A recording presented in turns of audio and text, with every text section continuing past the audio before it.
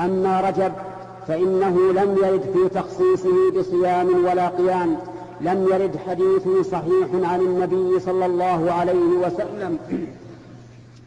كل الأحاديث الواردة في فضل الصلاة في رجب أو في فضل الصيام في رجب كلها أحاديث ضعيفة جدا، بل قد قال بعض العلماء إنها موضوعة ومكذوبة على النبي صلى الله عليه وسلم.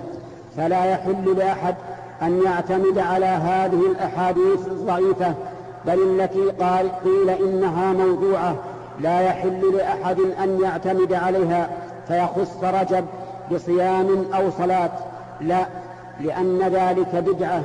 وقد قال النبي صلى الله عليه وسلم: كل بدعة ضلالة وكل ضلالة في النار.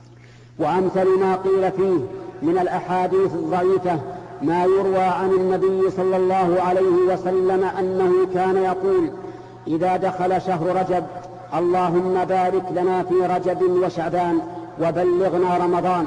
ولكن هذا أيها الإخوة، واسمعوا ما أقول، هذا حديث ضعيف منكر لا يصح عن النبي صلى الله عليه وسلم، ولهذا لا ينبغي للإنسان أن يدعو بهذا الدعاء، لأنه لم يصح عن رسول الله صلى الله عليه وسلم.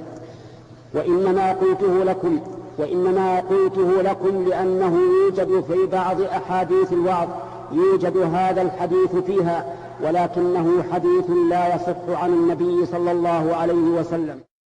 جمعية الدعوة والإرشاد وتوعية الجاليات بأبها، بالدعوة نحيا.